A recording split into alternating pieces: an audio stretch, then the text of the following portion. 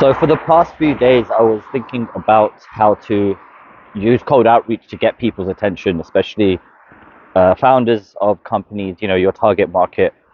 And I ended up sending a few emails to a few founders and a few LinkedIn messages to these founders, and all of them replied. Now, all of them replied within literally 5 minutes of me sending the message. The two emails I sent it to, they were actually competitors of the same cold calling software, and I sent the same exact message to them. It wasn't really personalized. The only personalization that I had was their name and their company name put in. But this wasn't an automated message, and I sent a very similar one to another founder on LinkedIn for another tool, but a different cold outreach tool. And they all replied, and they all jumped on a call with me. So I was trying to think, like, what was I doing there that's different to what I've been usually doing?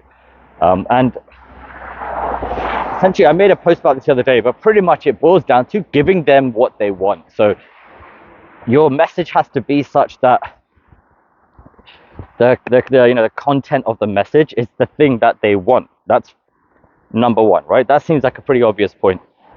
But you'd be surprised at how many people miss the mark on this by trying to think of clever ways to write the message.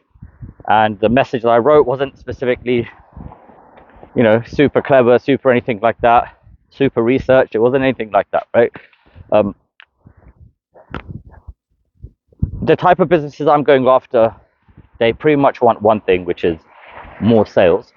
That's a big generalization, of course, but those specific companies that are after are in the realms of hiring SDRs and generating more leads and pipeline and things like that. So that was part of the content of the email.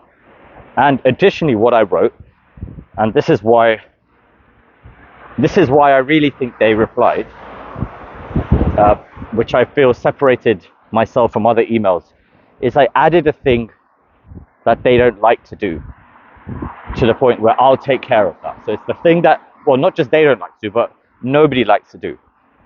So if you tell people you'll do the thing that nobody else likes doing, you stand out, because then they're like, okay, not only is he going to get me the thing I want, but he's also going to do it in the way that nobody else is tapping into.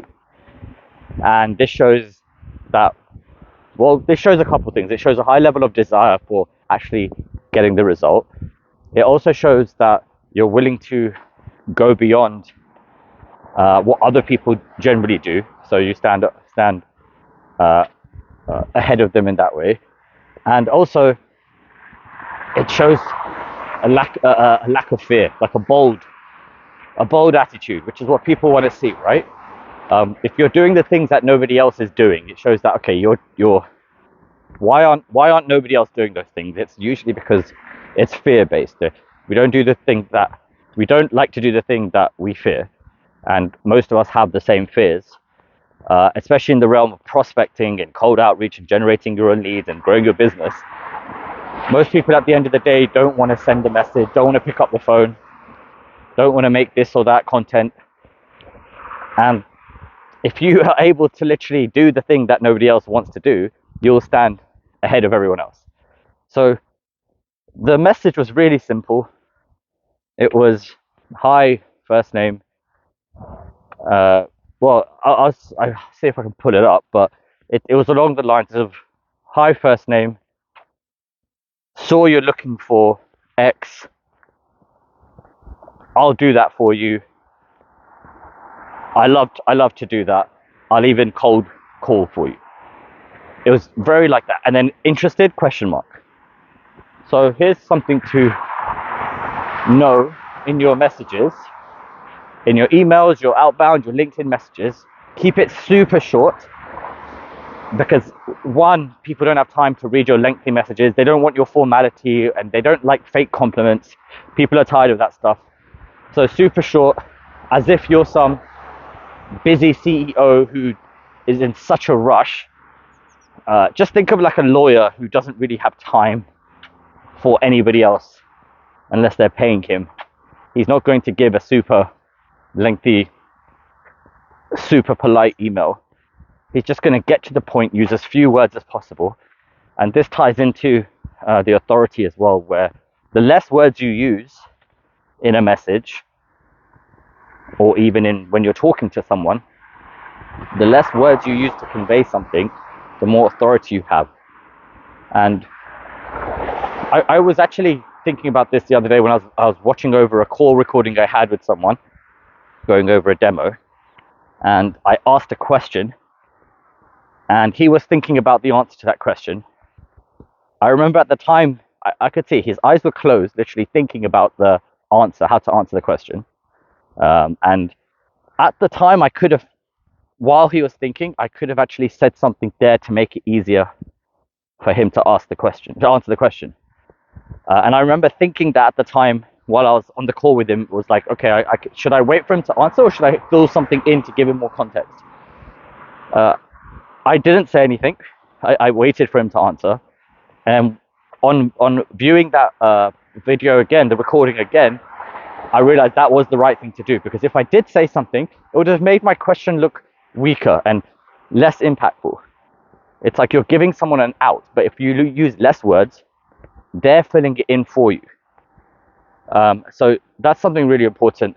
And they're at the end of the day, they're very nuanced conversational psychology that you're using, that's going to stand you in a better stead going forward, but especially with messaging, right? Don't write these super formal, like, hey, I saw your work at this and that, it's super impressive, and then some generic compliment of how wonderful it is, and nobody cares, right? I'm trying to write messages that cut out any fluff, and when I mean any fluff, I mean literally any word that doesn't move or create even more meaning, or I don't want to say value, but any word that doesn't actually have any impact meaning wise, I'm cutting out.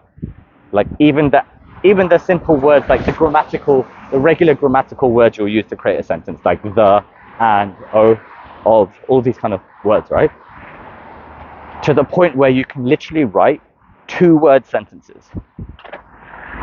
Okay, like say you're offering someone to generate them more leads, right? With cold outreach.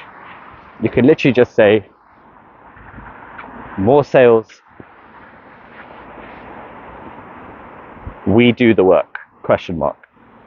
Something like that. Not like, hey, I saw that you were into this, and this, and we offer this, and this, and would you like to see if we could help you get more? Like there's these words like, would you like to see if we could help you? It's all filler. It doesn't actually add anything.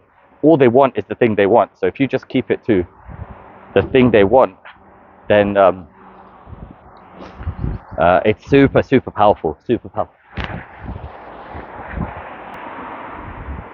So yeah, just to cap it off, just, do the things that nobody else wants to do. That's going to stand you ahead of everybody else.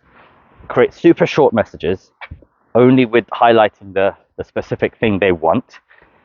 Don't worry about grammar. Don't be this super polished.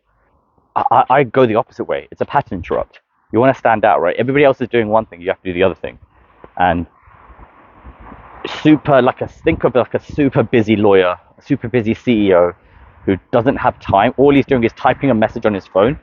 And I don't know if you've ever got an email from someone like that, or ever talked to someone like that, is that they don't care about punctuation, grammar, spelling, all that stuff. And what people try and do, in their cold outreach, they try and intentionally put spelling mistakes, which is fine to an extent, but it doesn't work if the rest of your email or sentence is grammatically great and so written word-wise. Like, you're not a poet at the end of the day. We're not trying to be wordsmiths or poets or creative copywriting geniuses with influential wordplay and all that. We're not trying to do that. We're trying to get to the point, give them what they want, super short, and create this perception that you have authority, you have a lot of you're busy in your life, and this is super important. So cap it off at that, and yeah, try that and let me know.